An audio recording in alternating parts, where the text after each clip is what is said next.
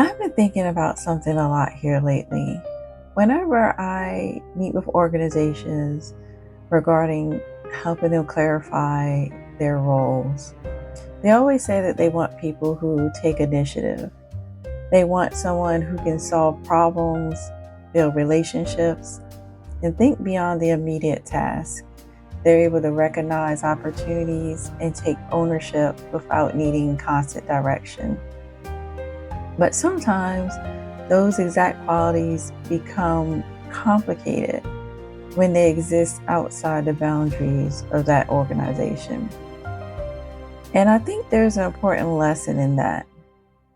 And not just for the business owners, but for anyone looking or trying to build a career without handing complete control of their future to someone else.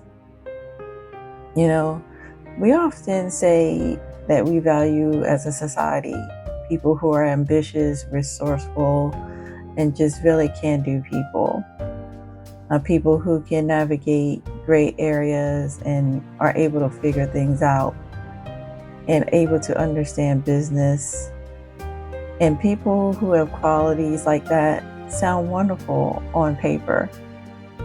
But in practice, organizations don't always know what to do with those people once they fully develop those abilities and are truly independent thinkers. And to be fair, sometimes there are legitimate concerns. Businesses have confidential information to protect. They have client relationships, competitive interests, legal obligations, and so forth. So if someone has situations outside the business, other than their professional commitments, sometimes even personal relationships, can create genuine conflict. And those instances deserve thoughtful consideration. But the key word here is thoughtful. There's a difference between examining whether an actual conflict exists and simply becoming uncomfortable because someone has interests, ambitions, and opportunities outside of the organization. And I think that distinction really matters because we constantly hear that companies want people with ownership mentality. However, what they really want is ownership behavior without independent ownership. They want you to think like an entrepreneur when you're solving their problems. They want you to take initiative when there's work nobody else has claimed. They want you to recognize opportunities, build relationships, and help create value. But when those abilities have also given you something of your own, a business, a platform, intellectual property, a professional network, or simply more options, the reaction can change. Now, not always, but often. Often enough that this is a topic worth paying attention to. And I don't think that the reaction is necessarily malicious. Sometimes it's actual risk management. Sometimes it's a company policy. And sometimes it's someone making a quick decision because they don't have the time, authority, or willingness to really evaluate a more complicated situations. And then you have people who are simply more comfortable with professionals whose ambitions fit neatly inside a role that they already understand. But whatever the reason, there is a practical lesson here. You cannot assume that the qualities making you valuable will always make other people comfortable. People appreciate your ambition as long as that ambition benefits the opportunity they are offering you. Sometimes they admire your independence until your independence means you have choices. And that is why I think we have to be very careful about building our future around being chosen.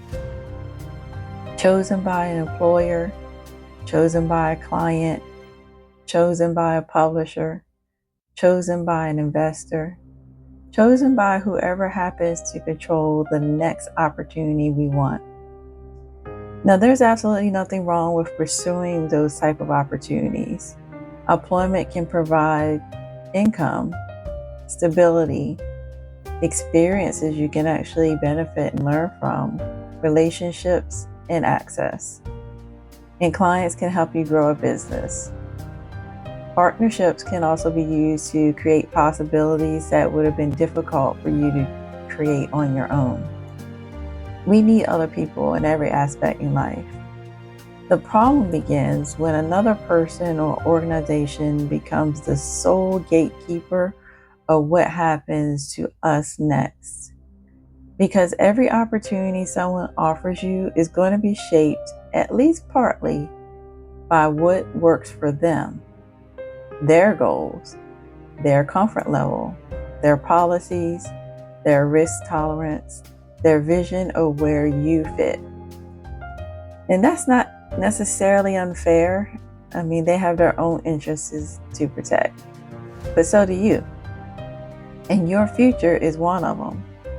So while you pursue opportunities other people can give you, I think you also need to keep creating opportunities that belong to you alone.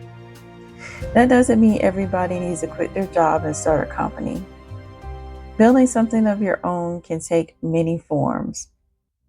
It might mean developing a skill you can take anywhere, building professional relationships that aren't dependent on one employer, creating some intellectual property, starting a business slowly while you continue working, learning how to communicate the value of what you already know, or simply becoming better at recognizing what each experience is teaching you, even when the experience itself doesn't go the way you hoped. And that last one has become increasingly important to me personally. Not every contact has to produce the outcome you expected in order for it to produce value. A conversation can give you insight into how people think. A closed door can expose an assumption you hadn't even noticed before. An opportunity that doesn't work out can clarify what kind of opportunity that you need to create for yourself. Sometimes you just don't get the outcome. You get information. And information can become strategy if you know what to do with it. So here's the question I think that's worth asking. If the opportunity you're hoping someone gives you disappears tomorrow, what are you still building that remains yours? And this isn't because you distrust everyone and because you think that typical employment is beneath you. And it's not because every organization is secretly trying to hold people back. You know, the fact is, permission is unreliable. A strong career needs more than one possible door.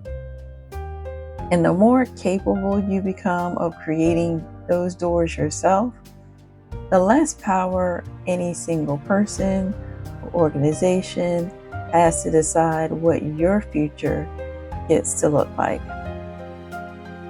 And that's really the lesson I'm taking from all of this, and I hope you do too. And that's to keep pursuing the opportunities in front of you.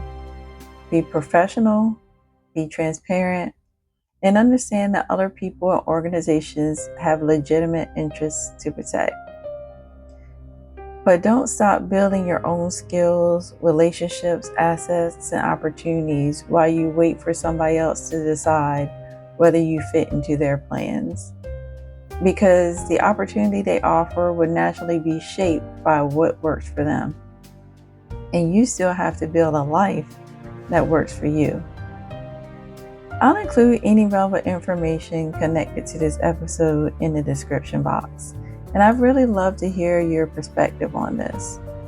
Have you ever found that people admired your initiative until that initiative gave you more independence? Let me know in the comments. And if this conversation gave you something useful to think about, like the video and subscribe to The Intentional Operator. I'll talk to you next time.